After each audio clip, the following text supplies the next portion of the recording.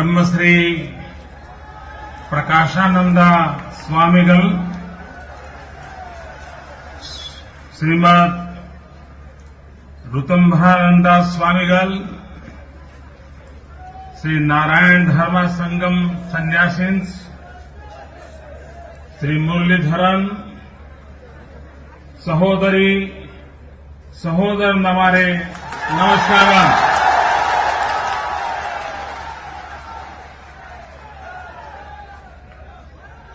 मुरली का भी इसका हिंदी नहीं करने की जरूरत है। ഇതിന്റെ പരിഭാഷ ആവശ്യമില്ലല്ലോ.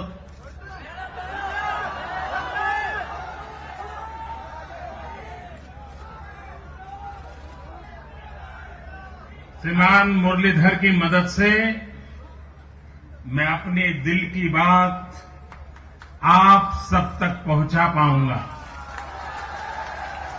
എന്റെ മനസ്സിലുള്ള കാര്യങ്ങൾ നിങ്ങളിൽ എല്ലാവരിലെയും എത്തിക്കാനായിട്ട് ശ്രീ മുരളീധരന്റെ സഹായത്തോടുകൂടി ഞാൻ എത്തിക്കാൻ ശ്രമിക്കാം. मैं देख रहा हूं यहां जो व्यवस्था बनी है वो व्यवस्था कम पड़ गई है और बहुत बड़ी मात्रा में लोग दूर दूर बाहर खड़े हैं। भाइयों बहनों, इस शमियाने में जगह शायद कम होगी, लेकिन आप भरोसा रखिए मेरे दिल में आप लोगों के लिए बहुत जगह है। എനിക്കിവിടെ കാണാൻ സാധിക്കുന്നുണ്ട്, ഇവിടെ ഉണ്ടാക്കിയിരിക്കുന്ന വ്യവസ്ഥകളെ അതിലംഘിച്ചുകൊണ്ട് വളരെ അകലെ വരെ നിൽക്കുന്ന വലിയൊരു ജനാവലി എനിക്കിവിടുന്ന് കാണാൻ സാധിക്കുന്നുണ്ട്.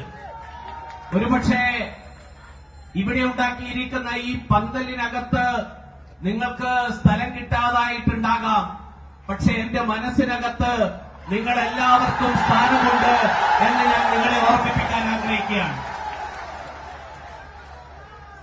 मेरा बहुत बड़ा सौभाग्य रहा कि बचपन में राष्ट्रीय स्वयंसेवक संघ की गतिविधि से जुड़ा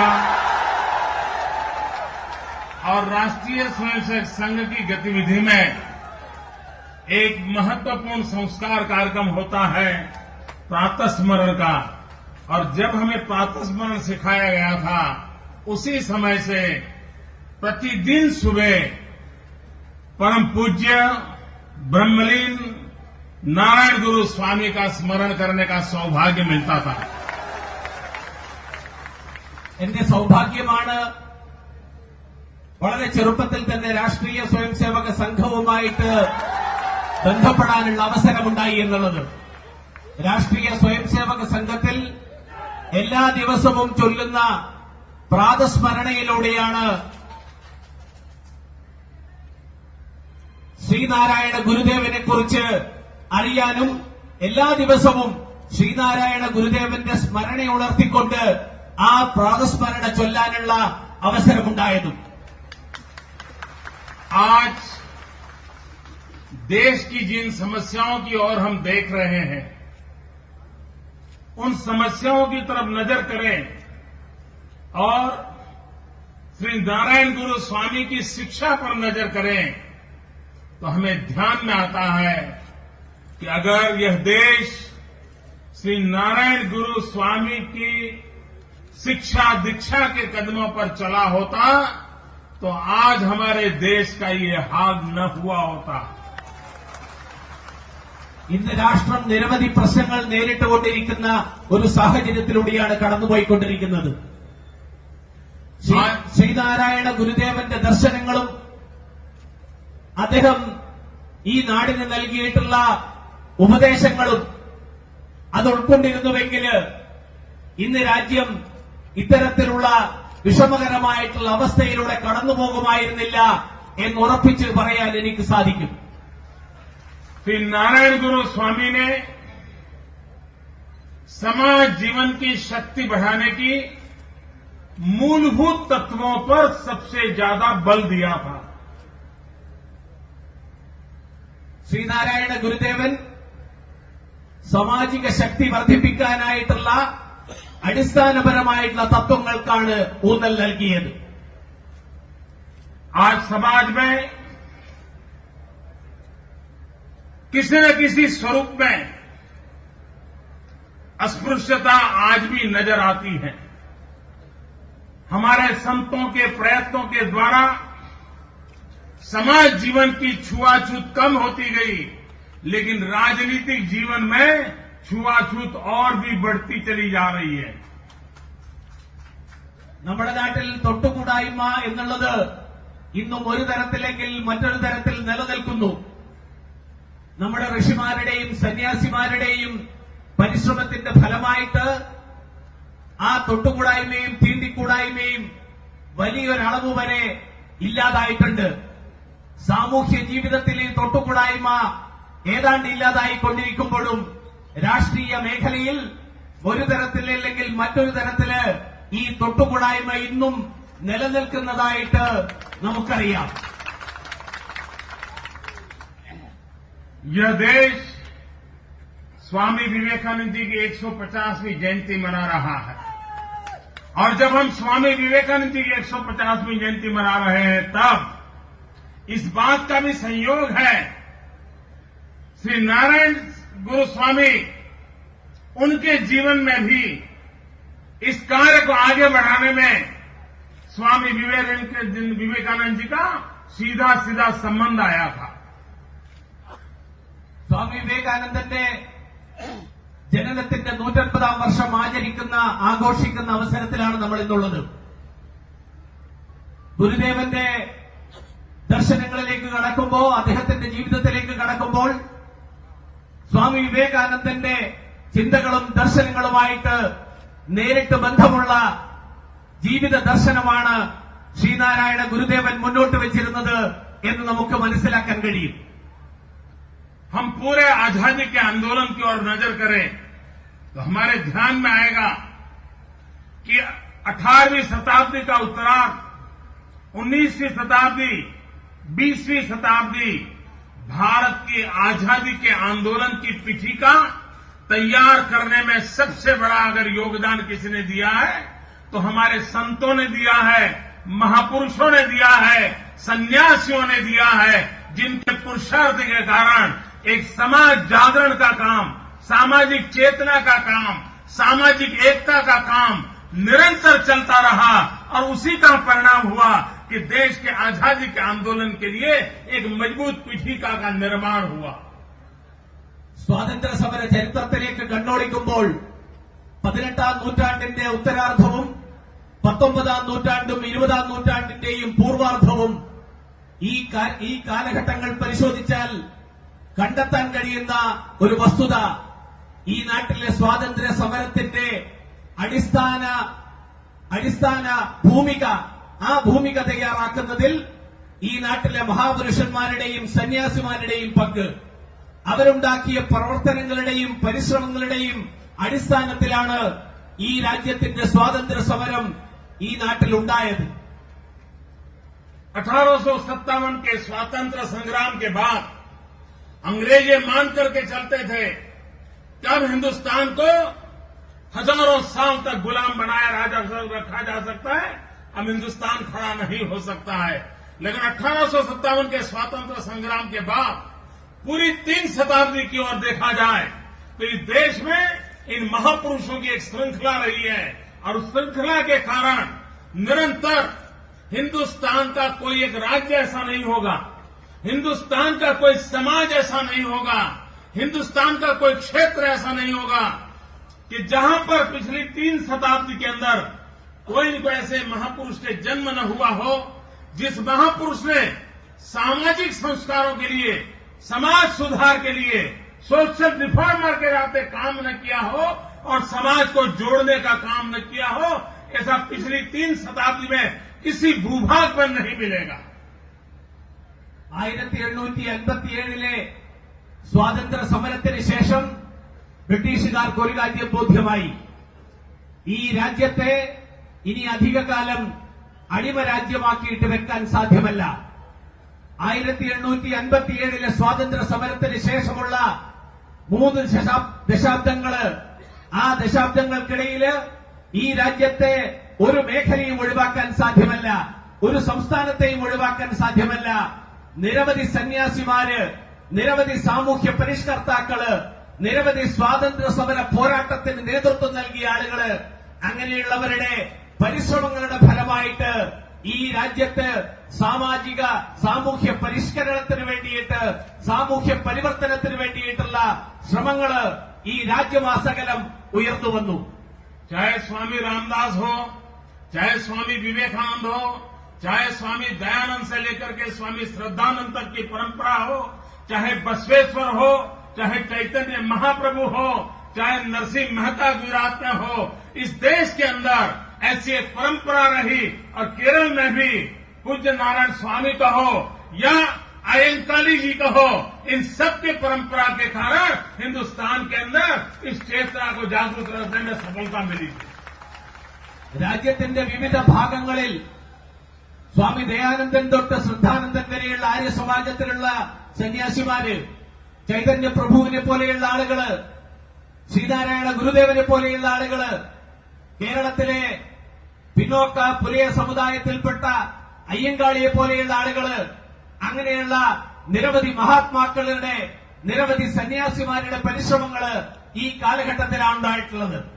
इन महापुरुषों ने त्याग और तपस्या के द्वारा देश में जागरण का काम किया, देशभक्ति जगाने का काम किया, हमारी संस्कृति, हमारा धर्म और परंपरा को जगाने का काम किया और उसके कारण भारत के आजादी के आंदोलन के लिए एक बहुत बड़ी पीठिका तैयार हुई। ഈ മഹാപുരുഷന്മാരുടെയും സന്യാസിമാരുടെയും പരിശ്രമത്തിന്റെ ഫലമായിട്ട് രാജ്യത്തിന്റെ വിവിധ ഭാഗങ്ങളില് സ്വാതന്ത്ര്യ സമരത്തിന്റെ പശ്ചാത്തലമൊരുങ്ങി, स्वातंत्र സമരത്തിന്റെ അടിസ്ഥാന ഭൂമിക സൃഷ്ടിക്കപ്പെട്ടു. लोगों को लगता है कि दुनिया की अनेक परंपराएं, अनेक संस्कृतियां, अनेक समाज जीवन की परंपराएं ध्वस्त हो गई, इतिहास के किनारे जाकर के उन्होंने अपनी जगह ले ली, आज उनका कहीं नामो निशान नहीं रहा। लोग पूछते हैं क्या कारण हुआ कि हजारों साल हुए ये समाज, ये संस्कृति, ये इस देश की परंपरा, ये मिटती क्यों नहीं? ये पूरे विश्व के अंदर एक सवाल उठाया जाता है। ലോകത്തിന്റെ വിവിധ ഭാഗങ്ങളിൽ നിരവധി സംസ്കാരങ്ങൾ ഒരു കാലത്തുണ്ടായിരുന്നു. പക്ഷേ ആ സംസ്കാരങ്ങളൊക്കെ ചരിത്രത്തിന്റെ ഏടുകളിൽ ഒതുങ്ങി നിൽക്കുന്ന സംഭവങ്ങൾ മാത്രമായിട്ട് മാറി, അത് മുഴുവൻ വിസ്മൃതിയിലേക്ക് മാറി. പക്ഷേ ഭാരതത്തിന്റെ സംസ്കാരം, ആളുകൾ ചോദിക്കുന്നു, നൂറ്റാണ്ടുകൾക്ക് ശേഷവും ഇന്നും അത് നിലനിൽക്കുന്നു, ഇന്നും അത് ഉയർന്നു നിൽക്കുന്നു. എന്താണ് അതിന് കാരണമെന്നുള്ള ചോദ്യം, ആ ചോദ്യമാണ് ലോകത്തെമ്പാടുമുള്ള ജനങ്ങൾ ഉയർത്തുന്ന ചോദ്യം. और इसके कारण समाज जीवन में अगर हम बारीकाई से देखें कि हजारों साल हुए, हमारी हस्ती मिटती क्यों नहीं? मिटती इसलिए नहीं है, हजारों साल में हमारे अंदर बुराइयां नहीं आई हैं, आई है। हमारे में विकृतियां नहीं आई है, आई है। हमारे समाज में बिखराव नहीं आया है, आया है।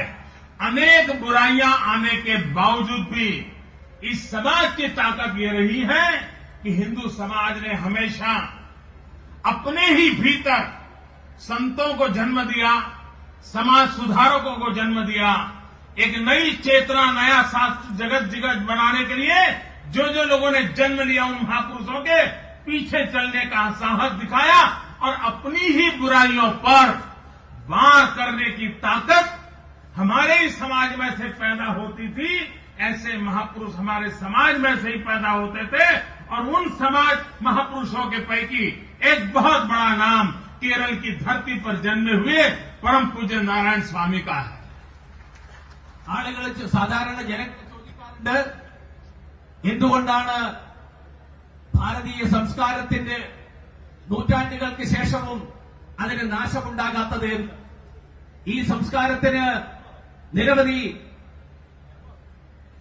ജീർണതകൾ സംഭവിച്ചിട്ടുണ്ട്, നിരവധി തെറ്റായിട്ടുള്ള കാര്യങ്ങൾ ഉണ്ടായിട്ടുണ്ട്. പക്ഷേ ഈ വികൃതികളെയും ഈ ജീർണതകളെയും ഒക്കെ നേരിട്ടുകൊണ്ട് എന്തുകൊണ്ട് ഹിന്ദു സംസ്കാരത്തിന് മുന്നോട്ട് പോകാൻ സാധിച്ചു എന്ന് പരിശോധിച്ചാൽ അതിന്റെ കാരണം ഈ സമാജം തന്നെ, ഈ സമൂഹം തന്നെ ഈ നൂറ്റാണ്ടുകൾക്കിടയിൽ നിരവധി സന്യാസിമാർക്ക് ജന്മം നൽകി, നിരവധി സാമൂഹ്യ പരിഷ്കർത്താക്കൾക്ക് ജന്മം നൽകി. അവർ തന്നെ ഈ സമൂഹത്തിൽ മാറ്റമുണ്ടാക്കിയെടുക്കാൻ പരിവർത്തനത്തിന്റെ കാഹളമുയർത്തി. അവർ തന്നെ ഈ സമൂഹത്തിലെ അനീതികൾക്കെതിരായിട്ട് അവർ തന്നെ ഈ സമൂഹത്തിലെ ജീർണതകളെ അടച്ചാക്ഷേപിച്ചുകൊണ്ട് അതിനെ ഇല്ലാതാക്കാൻ ശ്രമിച്ചു. അതിന്റെ ഫലമായിട്ട് അങ്ങനെയുള്ള സാമൂഹ്യ പരിഷ്കർത്താക്കളുടെ, അങ്ങനെയുള്ള സന്യാസിമാരുടെ പരിശ്രമത്തിന്റെ ഫലമായിട്ട് ആണ് ഹിന്ദു സംസ്കാരത്തിന് നാശമില്ലാത്ത ഒരു സംസ്കാരമായിട്ട് നിലനിൽക്കാൻ സാധിച്ചത്. അങ്ങനെയുള്ള മഹാസന്യാസിമാരുടെ ആ പരമ്പരയില് ഒരിക്കലും മറക്കാനാവാത്ത പേരാണ് ശ്രീനാരായണ ഗുരുദേവന്റെ നാമം. കേരളം ജന്മം നൽകിയ महानाയിട്ടുള്ള സന്യാസി श्रीनारायण गुरुदेवन। श्री नारायण गुरु जी ने उस कालखंड में शिक्षा को सर्वाधिक महत्व दिया और आज अगर केरल गर्व के साथ खड़ा है शिक्षा के क्षेत्र में, पूरे देश में केरल ने अपना एक रुतबा जमाया है। अगर उसके मूल में हम देखें तो 100-125 साल पहले ऐसे महापुरुषों ने शिक्षा के लिए अपना जीवन खपा दिया था और उसके कारण ये सबसे बड़ा मजबूत फाउंडेशन, शिक्षा का मजबूत फाउंडेशन आज केरल की धरती पर नजर आता है। ശ്രീനാരായണ ഗുരുദേവന്റെ ദർശനങ്ങളിലൂടെ കടന്നുപോകുമ്പോൾ ഒരു കാര്യം, ഏറ്റവും പ്രാധാന്യമർഹിക്കുന്ന ഒരു കാര്യം അദ്ദേഹം വിദ്യാഭ്യാസത്തിന് നൽകിയ പ്രാധാന്യമാണ്. അദ്ദേഹം നൽകിയ ആ പ്രാധാന്യത്തിന്റെ അടിസ്ഥാനത്തിലാണ് ഇന്ന് കേരളത്തിന്റെ വളർച്ചയുണ്ടായിട്ടുള്ളത്. ഇന്ന് കേരളം, ഇന്ത്യ മുഴുവൻ, ഭാരതം മുഴുവൻ കേരളത്തിന്റെ വിദ്യാഭ്യാസ രംഗം പ്രകീർത്തിക്കപ്പെടുന്നു. വിദ്യാഭ്യാസ രംഗത്തിന്റെ പേരില് കേരളം ഇന്ത്യയുടെ മുഴുവൻ മുന്നില് തലയുയർത്തിപ്പിടിച്ചു നിൽക്കുന്നു. അതിന്റെ അടിസ്ഥാന കാരണത്തിലേക്ക് പരിശോധിച്ചാൽ അതിന്റെ ഏറ്റവും തുടക്കമിട്ടത് ശ്രീനാരായണ ഗുരുദേവന്റെ വിദ്യാഭ്യാസത്തെക്കുറിച്ചുള്ള ദർശനങ്ങളായിരുന്നു എന്നുള്ളത് നിസ്സംശയം ഇന്ന് ഉറപ്പിച്ചു പറയാൻ സാധിക്കും. विश्व के कई समाज ऐसे हैं कि जो 20वीं शताब्दी तक नारी को बराबर का दर्जा देने के लिए तैयार नहीं थे। विश्व के प्रगतिशील माने जाने वाले देश भी लोकतंत्र में विश्वास रखने के बावजूद भी महिला को मताधिकार देने के लिए सदियों तक तैयार नहीं थे। उस युग में भी हिंदुस्तान में ऐसे संत महात्माओं की परंपरा पैदा हुई जिन्होंने नारी कल्याण के लिए, नारी उद्धार के लिए, नारी शिक्षा के लिए, नारी समानता के लिए अपने आप को खपा दिया था और समाज के अंदर परिवर्तन लाने का प्रयास किया था। ഈ ലോകത്തെ നിരവധി രാജ്യങ്ങള്, നിരവധി പ്രദേശങ്ങള് 20ാം നൂറ്റാണ്ടിന്റെ ആരംഭ കാലഘട്ടത്തിൽ പോലും സ്ത്രീകൾക്ക് അർഹമായിട്ടുള്ള സ്ഥാനം നൽകിയിരുന്നില്ല. ലോകത്തെ ഏറ്റവും ജനാധിപത്യ രാജ്യങ്ങളെന്ന് അവകാശപ്പെടുന്നവര്, ഏറ്റവും പുരോഗമന രാജ്യങ്ങളെന്ന് അവകാശപ്പെടുന്നവര്, അവരുപോലും 20ാം നൂറ്റാണ്ടിന്റെ പ്രാരംഭഘട്ടത്തിൽ പോലും സ്ത്രീകൾക്ക് വോട്ടവകാശം നൽകിയിരുന്നില്ല. പക്ഷേ ഭാരതത്തിലെ സന്യാസിമാര്, ഭാരതത്തിലെ ഋഷിമാര് ആ കാലഘട്ടത്തില്, അതിനു മുൻപുള്ള കാലഘട്ടത്തിൽ പോലും സ്ത്രീകൾക്ക് സുരക്ഷ മാത്രമല്ല, സ്ത്രീകൾക്ക് സമാനമായിട്ടുള്ള അധികാരങ്ങള്, സ്ത്രീകളും പുരുഷന്മാരും തുല്യരാണെന്നുള്ള ആശയം, ആ ആശയം മുന്നോട്ട് വെച്ചിട്ടുള്ള മഹാപുരുഷന്മാരായിരുന്നു. समाज के दलित, पीड़ित, शोषित, उपेक्षित, वंचित ऐसे समाज की भलाई के लिए अनेक प्रकार के समाज सुधार के काम सदियों से चलते आए हैं। लेकिन जिन समाज सुधार के कामों में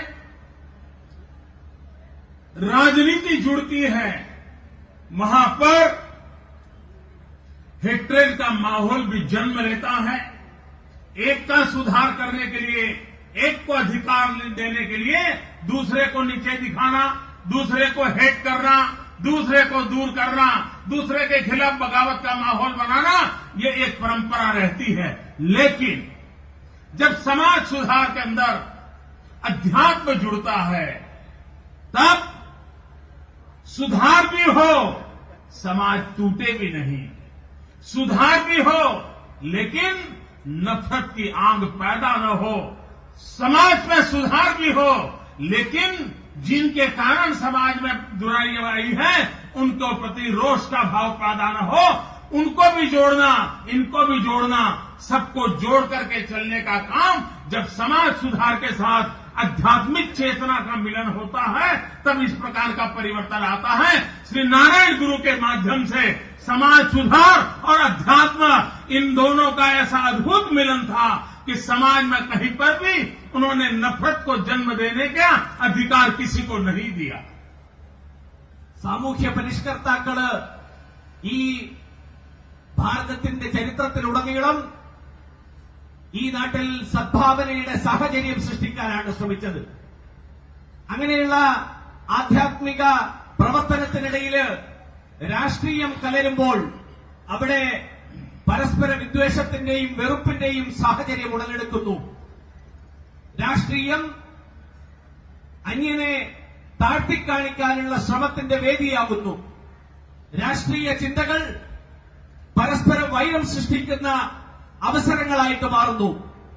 സാമൂഹ്യ പരിഷ്കർത്താക്കള് നമ്മുടെ നാട്ടില് സാമൂഹ്യ പരിഷ്കരണത്തോടൊപ്പം അവര് ആത്മീയ ഭാവന കൂടി, ആധ്യാത്മിക ഭാവന കൂടി ഉൾക്കൊള്ളിച്ചുകൊണ്ട് ആധ്യാത്മിക ഭാവനയെ കൂട്ടിയോജിപ്പിച്ചുകൊണ്ട് സംയോജിപ്പിച്ചുകൊണ്ടുള്ള പ്രവർത്തനം, ആ പ്രവർത്തനം നടത്തിയതിന്റെ ഫലമായിട്ടാണ് സാമൂഹ്യ പരിഷ്കരണത്തില് ആരെയും താഴ്ത്തിക്കാണിക്കുകയോ പരസ്പരം വെറുപ്പുളവാക്കുകയോ പരസ്പരം വിദ്വേഷമുളവാക്കുകയോ ചെയ്യുന്ന സാഹചര്യത്തിന് ഇടകൊടുക്കാതെ ഈ നാട്ടിൽ എല്ലാവരെയും ഒരുമിച്ച് കൊണ്ടുപോകാൻ അതിനുള്ള സാഹചര്യം സൃഷ്ടിച്ചത് ശ്രീനാരായണ ഗുരുദേവന്റെ ദർശനങ്ങള് ആധ്യാത്മികതയെ സാമൂഹ്യ പരിഷ്കരണവുമായിട്ട് കൂട്ടിയോജിപ്പിച്ചുകൊണ്ട് ആധ്യാത്മികതയും സാമൂഹ്യ പരിഷ്കരണവും പരസ്പരം ബന്ധിപ്പിച്ചുകൊണ്ട് വിദ്വേഷത്തിന്റെയും വെറുപ്പിന്റെയും ഭാവനകള് അതിനുള്ള അവസരം അല്പം പോലും കൊടുക്കാതെയാണ്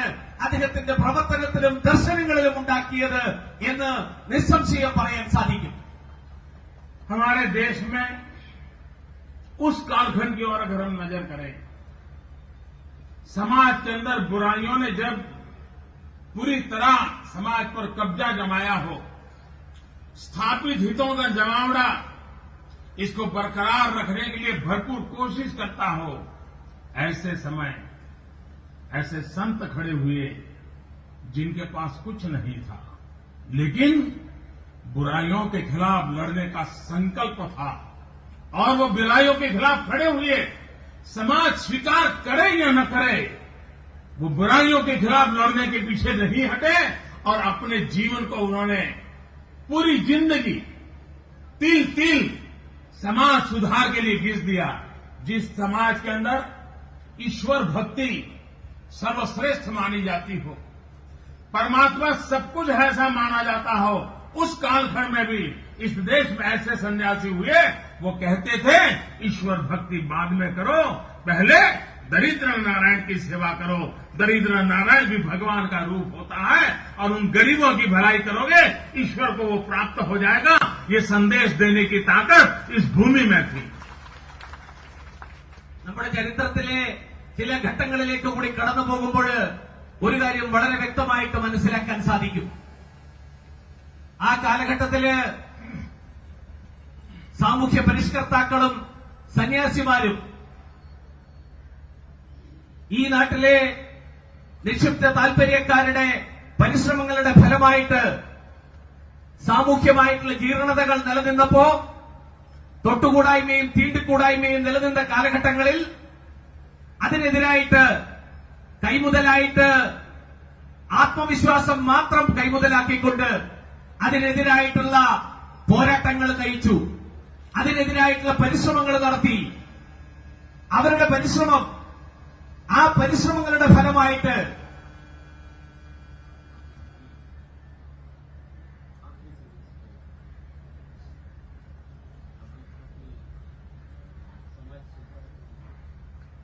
समाज सुधारकों ने अपने जीवन को बलि चढ़ा करके भी समाज की बुराइयों के सामने लड़ाई लड़ी और उसको प्राप्त किया.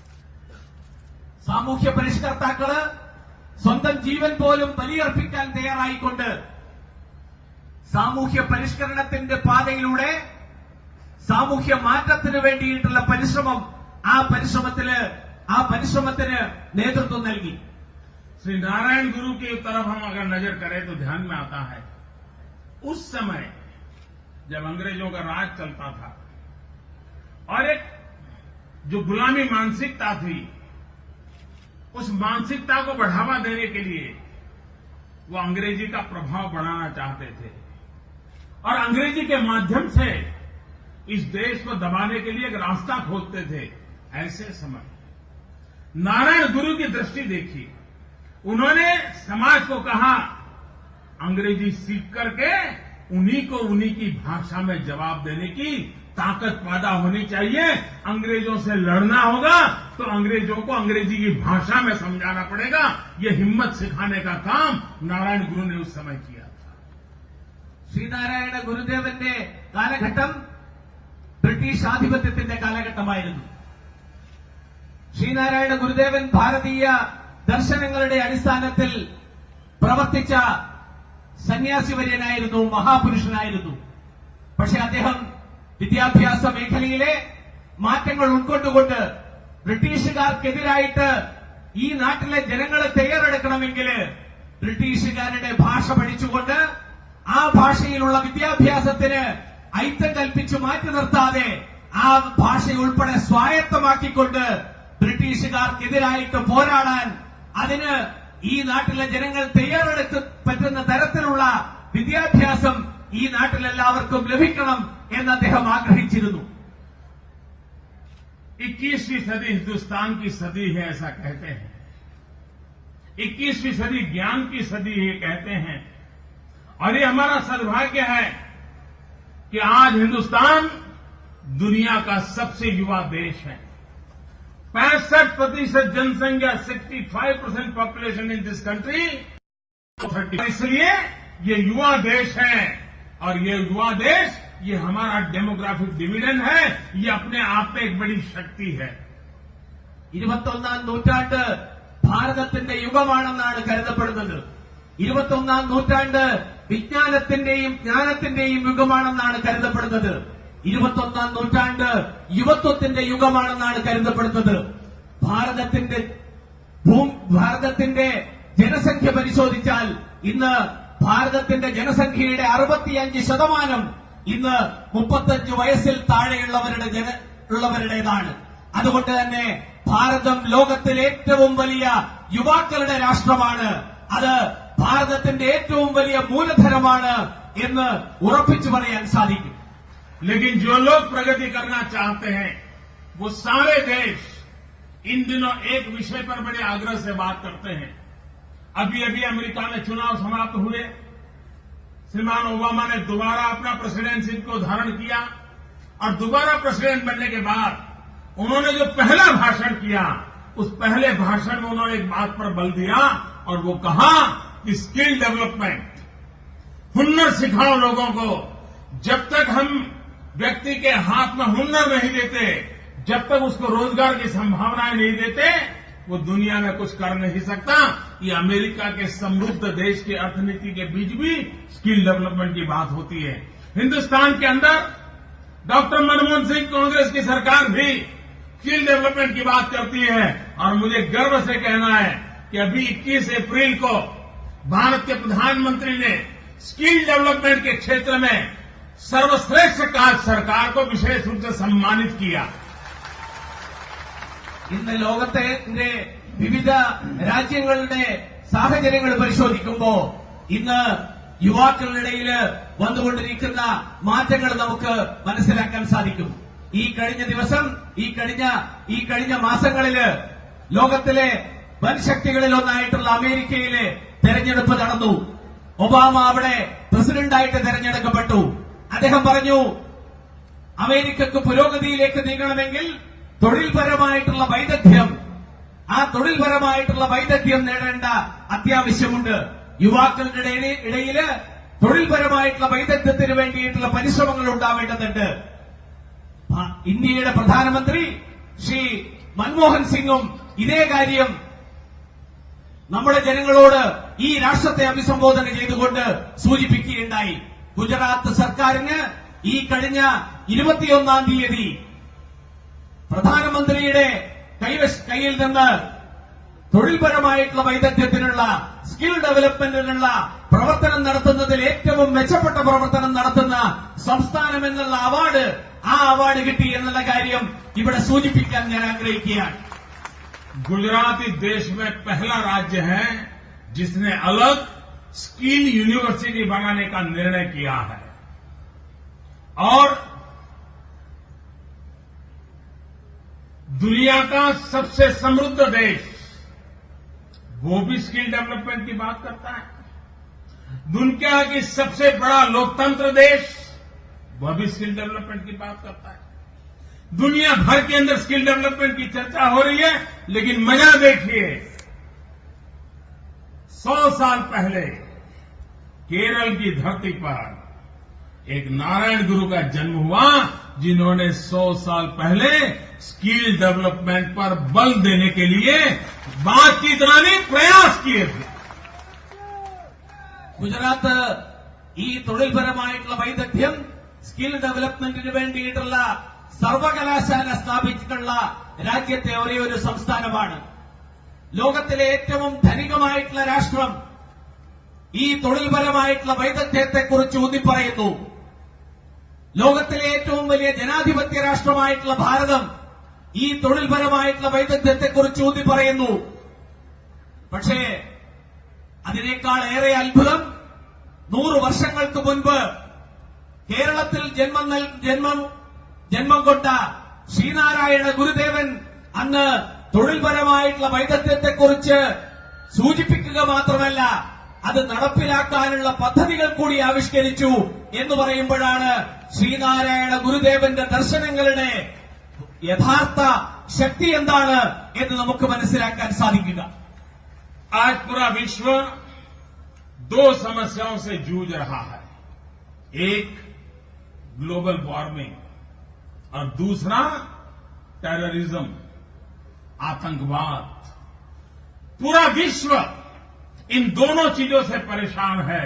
लेकिन अगर हम हमारे पूर्वजों की बातों को अगर ध्यान में लें, हमारे संतों की बातों को ध्यान में लें, अगर हमारे शास्त्रों की बातों को ध्यान में लें और अगर उसके आधार पर जीवनचर्या को करें, तो मैं विश्वास से कहता हूं कि ग्लोबल वार्मिंग से मानव जात को बचाई जा सकती है.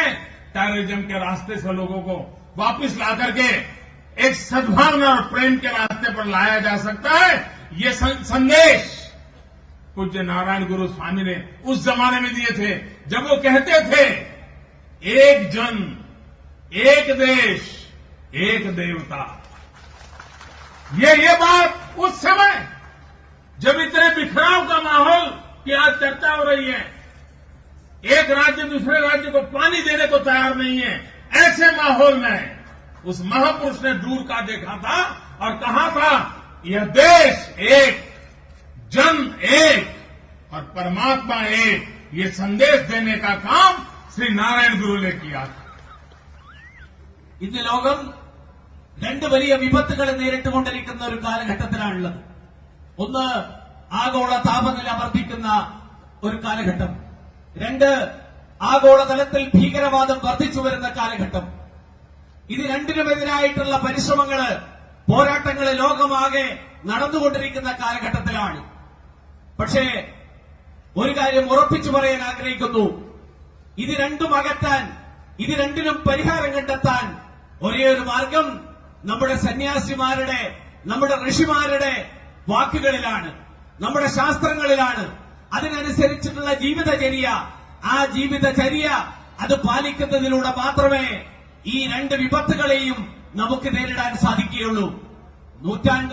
ദശാബ്ദങ്ങൾക്ക് മുൻപ് ശ്രീനാരായണ ഗുരുദേവന്റെ കാലഘട്ടത്തിൽ അദ്ദേഹത്തിന്റെ വാക്കുകളിൽ ഒരു ജാതി, ഒരു മതം, ഒരു ദൈവം, മനുഷ്യന് എന്ന് ഉച്ചരിച്ച മഹാപുരുഷൻ, ആ മഹാസന്യാസിയുടെ ആ വാക്കുകൾ ഉൾക്കൊള്ളാൻ സാധിച്ചാൽ ഈ 2 വിപത്തുകളും ഇത് രണ്ടും അവസാനിപ്പിക്കാൻ സാധിക്കുമെന്നുള്ള കാര്യത്തിൽ യാതൊരു സംശയവുമില്ല.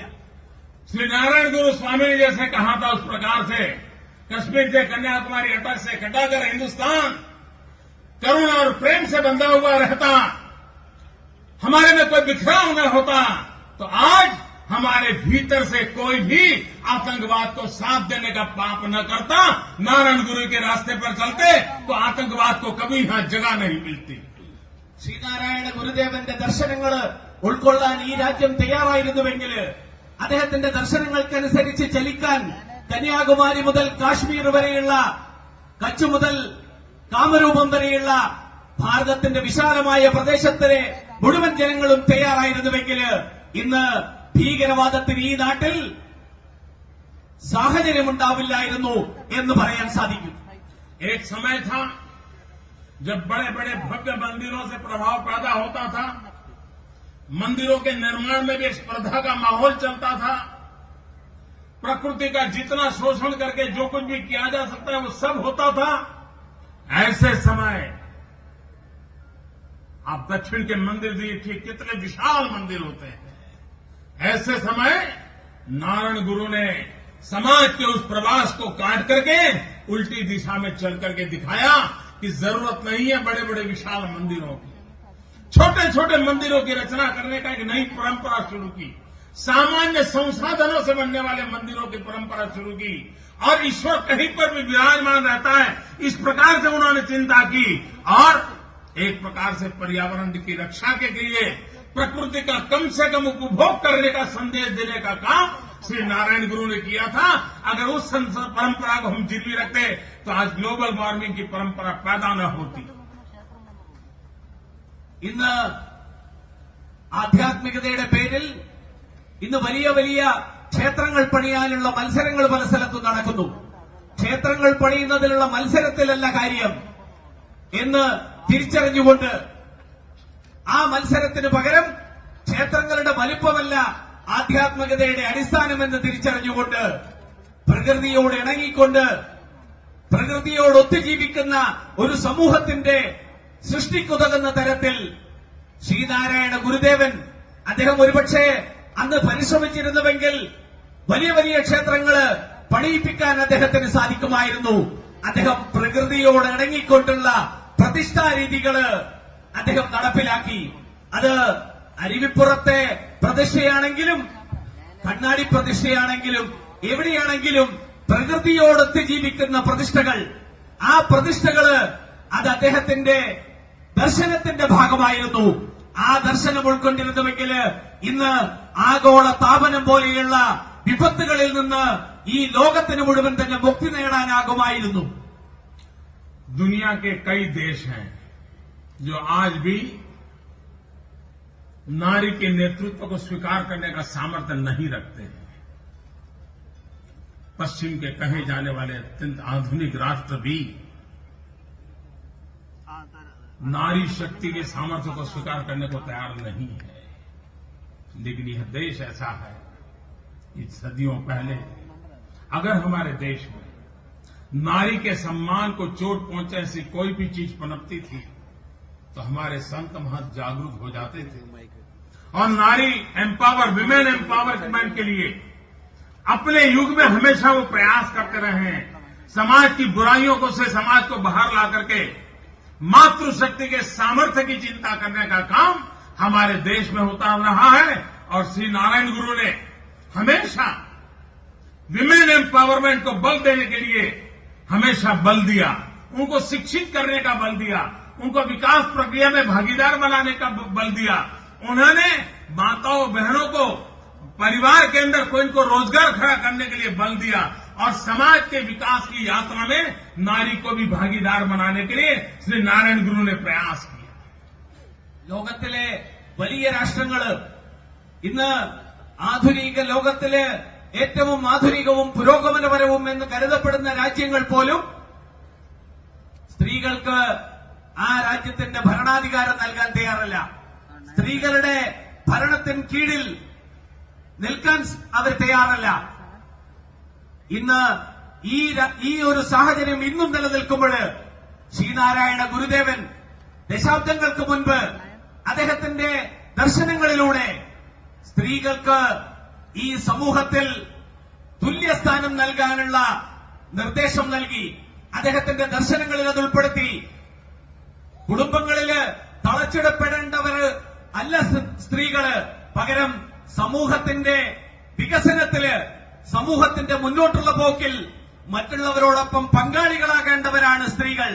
അങ്ങനെയുള്ള ഒരു സ്ത്രീ സമൂഹം, ആ സ്ത്രീ സമൂഹമാണ് ഇന്ന് ലോകത്തിനാവശ്യം എന്ന് സൂചിപ്പിച്ചുകൊണ്ട്, എന്ന് പഠിപ്പിച്ചുകൊണ്ട് സ്ത്രീകളുടെ ശാക്തീകരണത്തിന് വേണ്ടിയിട്ട്, സ്ത്രീകളുടെ കഴിവുകൾ വർദ്ധിപ്പിക്കാൻ, സ്ത്രീകളെ വികസനത്തിന്റെ പാതയിൽ തുല്യ പങ്കാളികളായിട്ട് മുന്നോട്ട് കൊണ്ടുവരാൻ അദ്ദേഹത്തിന്റെ ദർശനങ്ങളിലൂടെ അദ്ദേഹം ഈ ലോകത്തെ ഉത്ബോധിപ്പിച്ചു. श्री नारायण गुरु ने प्रेम की, करुणा की, समाज की एकता की, इन सब बातों करने के साथ साथ सादगी का भी बहुत आग्रह रखा था, सिंप्लिसिटी का बहुत आग्रह रखा था। मैं आज भी इस परंपरा से जुड़े हुए सभी महान संतों को प्रणाम करते हुए उनका अभिनंदन करना चाहता हूं कि श्री नारायण गुरु ने जिस परंपरा में सादगी का आग्रह रखा था, आज भी उस सादगी को निभाने का प्रयास सभी इन परंपरा के निभाने वालों के द्वारा हो रहा है। ये अपने आप में बड़े गर्व की बात है। ശ്രീനാരായണ ഗുരുദേവൻ സ്നേഹത്തിന്റെയും കാരുണ്യത്തിന്റെയും സന്ദേശത്തോടൊപ്പം അദ്ദേഹം മുന്നോട്ട് വെച്ച മറ്റൊരു കാര്യമായിരുന്നു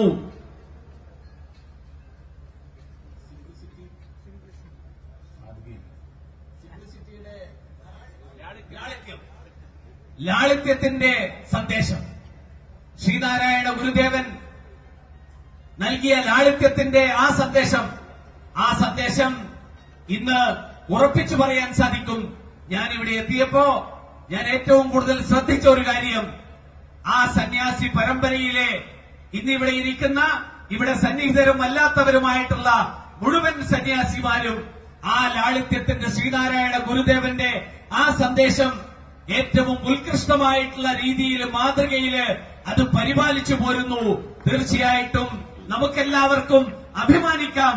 ഞാൻ അവരെ എല്ലാവരെയും ആദരപൂർവ്വം ആ ലാളിത്യം, ശ്രീനാരായണ ഗുരുദേവന്റെ ദർശനങ്ങള് അവരുടെ ജീവിതത്തിൽ പകർത്തിക്കൊണ്ട് കാത്തുസൂക്ഷിക്കുന്ന ഈ സന്യാസി പരമ്പരയെ മുഴുവൻ വണങ്ങാൻ ഞാൻ ഈ അവസരത്തില് ആദരപൂർവ്വം വണങ്ങുന്നു. ये मेरा सौभाग्य है कि इस महान परंपरा के साथ आज निकट से जुड़ने का मुझे सौभाग्य मिला है और इसलिए मैं इन सभी संतों का बहुत ही आभारी हूं। എനിക്ക് ഈ സന്യാസി പരമ്പരയെ അടുത്തറിയാൻ, അവരോട് ഇടപഴകാൻ ഇന്ന് അവസരം കിട്ടി എന്നുള്ളതില് അങ്ങേയറ്റം സൗഭാഗ്യവാനാണ്. അതുകൊണ്ട് തന്നെ ഞാൻ അവരോട് അങ്ങേയറ്റം കൃതജ്ഞതയുള്ളവനാണ്. यहां पर अभी पूज्य ऋतंभरानंद जी ने अपने भाषण में कुछ अपेक्षाएं व्यक्त की थी। गुजरात की धरती पर भी ये संदेश कैसे पहुंचे, ये मेरे लिए बड़े गर्व की बात होगी कि इतनी अच्छी बात, समाज के गरीब दुखियारों के लिए सेवा की बात मेरे गुजरात के अंदर अगर केरल की धरती से पहुंचती है, मैं उसका स्वागत करता हूं, सम्मान करता हूं। ഇവിടെ സ്വാഗത പ്രസംഗത്തില് പൂജ്യ സ്വാമിജി ഋതംബരാനന്ദജി അദ്ദേഹം ചില കാര്യങ്ങൾ മുന്നോട്ട് വെച്ചിരുന്നു. അദ്ദേഹം പറഞ്ഞു, ശ്രീനാരായണ ഗുരുദേവന്റെ ദർശനങ്ങള് അത് ഗുജറാത്തിൽ എത്തിക്കാൻ വേണ്ടിയിട്ടുള്ള പരിശ്രമങ്ങൾ നടത്താൻ അതിനാവശ്യമായിട്ടുള്ള സൌകര്യങ്ങൾ ഉണ്ടാകണം എന്ന് അദ്ദേഹം ആവശ്യപ്പെട്ടിരുന്നു. തീർച്ചയായിട്ടും എന്നെ സംബന്ധിച്ചോളം എന്റെ ഏറ്റവും അഭിമാനകരമായിട്ടുള്ള കാര്യമാണ് കേരളത്തിൽ നിന്ന് ഇത്തരത്തിലുള്ള ഏറ്റവും ഉത്കൃഷ്ടമായിട്ടുള്ള ചിന്തകള്, ഈ ചിന്തകൾ ഗുജറാത്തിൽ എത്തിക്കാൻ അതിനുവേണ്ടിയിട്ട് ശ്രീനാരായണ ധർമ്മസംഘത്തിന്റെ സന്യാസിമാര് തയ്യാറാവുന്നു എന്നുള്ളത് അങ്ങേയറ്റം സ്വാഗതാർഹമായിട്ടുള്ള ഒരു കാര്യമായിട്ട് ഞാനത് അംഗീകരിക്കുന്നു. केरल का कोई जिला ऐसा नहीं होगा, कोई तालुका या ब्लॉक ऐसा नहीं होगा जहां के लोग मेरे गुजरात में न रहते हो। കേരളത്തിലെ ഒരു ജില്ലയിൽ നിന്നോ അല്ലെങ്കിൽ ഒരു താലൂക്കും ഒരു ജില്ലയുമില്ല ഗുജറാത്തിലെ മലയാളികളില്ലാത്ത പ്രദേശങ്ങൾ. കേരളത്തിലെ ഓരോ ജില്ലയിൽ നിന്നും ഓരോ താലൂക്കിൽ നിന്നുമുള്ള മലയാളികൾ ഗുജറാത്തിലുണ്ട്. आज गुजरात के प्रगति की जो चर्चा हो रही है, उस प्रगति में मेरे केरल के भाइयों के पसीने की भी महक है। ഇന്ന് ഗുജറാത്തിന്റെ വികസനത്തിൽ കേരളത്തിൽ നിന്നുള്ള മലയാളി സഹോദരന്മാരുടെ വിയർപ്പിന്റെ കൂടി ഫലമായിട്ടാണ് ഗുജറാത്തിന്റെ വികസനമെന്ന് തുറന്നു പറയാൻ എനിക്കൊരു മടിയുമില്ല. और इसलिए मैं आज मेरे सभी केरल के भाइयों बहनों का आभार भी व्यक्त करना चाहूंगा, अभिनंदन भी करना चाहूंगा. അതുകൊണ്ട് തന്നെ ഞാൻ ഇന്ന് കേരളത്തിലെ മുഴുവൻ ജനങ്ങളോടും സഹോദരി സഹോദരന്മാരോടും എന്റെ നന്ദിയും കടപ്പാടും ഞാൻ അറിയിക്കാൻ ആഗ്രഹിക്കുകയാണ്. और मुझे विश्वास है कि आने वाले दिनों में केरल के मेरे भाई जो गुजरात में रहते हैं उनको जब पता चलेगा कि यहां नारायण गुरु की प्रेरणा से कुछ न कुछ गतिविधि चल रही है, गुजरात में रहने वाले हमारे केरल के भाइयों के लिए भी एक अच्छा स्थान बन जाएगा. ഗുജറാത്തിലുള്ള മലയാളികൾക്ക് അല്പം കഴിയുമ്പോൾ ശ്രീനാരായണ ഗുരുദേവന്റെ ആ ദർശനങ്ങളുടെ പ്രവർത്തനത്തിന് വേണ്ടിയിട്ടുള്ള കേന്ദ്രങ്ങള്, അതിനുവേണ്ടിയിട്ടുള്ള പ്രവർത്തനങ്ങൾ ഗുജറാത്തിൽ തുടങ്ങാൻ പോകുന്നു, ആ പ്രവർത്തനങ്ങൾ നടക്കുന്നു എന്ന് അറിയുമ്പോൾ തീർച്ചയായിട്ടും ഗുജറാത്തിലുള്ള മലയാളി സഹോദരന്മാർക്ക് ഏറ്റവും സന്തോഷമുണ്ടായിരിക്കും എന്നെനിക്കും അറിയാം. मैं नारायण गुरु की इस परंपरा को निभाने वाले, इस सद्विचार को घर घर गांव गांव तक पहुंचाने वाले, समाज के पिछड़े दलित पीड़ित शोषितों का भला करने के लिए जीवन आहूत करने वाले लोगों से, सभी महानुभावों से प्रार्थना करूंगा, अब जब मर्जी पड़े गुजरात आपका ही है, आप आइए, गुजरात की भी सेवा कीजिए. ശ്രീനാരായണ ഗുരുദേവന്റെ ആ ദർശനങ്ങൾ പ്രചരിപ്പിക്കാനായിട്ട് ജീവിതം മുഴുവൻ ഒഴിഞ്ഞു വെച്ചിരിക്കുന്ന മഹാപുരുഷന്മാര്, സന്യാസിമാര്, അവരോട് എനിക്കൊരു അഭ്യർത്ഥനയുണ്ട്. അങ്ങ് എന്നാഗ്രഹിക്കുന്നുവോ ഏത് ഘട്ടത്തിലാണെങ്കിലും ശരി, എല്ലാവർക്കും ഗുജറാത്തിലേക്ക് സ്വാഗതം. ഗുജറാത്ത് നിങ്ങളുടേതെല്ലാവരുടേതുമാണ് എന്ന് നിങ്ങളെ ഓർമ്മിപ്പിക്കാൻ ഞാൻ ആഗ്രഹിക്കുകയാണ്. इस पवित्र धरती पर आने का मुझे सौभाग्य मिला, मुझे निमंत्रण मिला. मैं इसलिए फिर एक बार आप सबका बहुत बहुत आभार व्यक्त करता हूं, सभी संतों को वंदन करता हूं और पूज्य स्वामी नारायण गुरु के चरणों में प्रार्थना करके उनसे आशीर्वाद लेता हूं कि ईश्वर ने मुझे काम दिया है, मैं गरीब पीड़ित शोषित दलित उनकी भलाई के लिए अपने जीवन में कुछ न कुछ अच्छा करता रहूं. ऐसे मुझे आशीर्वाद आज इस तपोभूमि से मिले. ഇന്നിവിടെ വരാനുള്ള ക്ഷണം ലഭിച്ചു എന്നുള്ളതില് ഞാൻ ശ്രീനാരായണ ഗുരുദേവ പരമ്പരയിലെ മുഴുവൻ സന്യാസിമാരോടും കടപ്പെട്ടിരിക്കുന്നു. അവരോട് നന്ദിയുള്ളവരാണ്. അവരെ ഞാൻ വന്ദിക്കുന്നു. ശ്രീനാരായണ ഗുരുദേവന്റെ പാദാരവിന്ദങ്ങളില് സ്പർശിച്ചുകൊണ്ട് സമർപ്പിച്ചുകൊണ്ട് ഞാൻ ഗുരുദേവന്റെ ആശീർവാദങ്ങൾക്കായി പ്രാർത്ഥിക്കുന്നു.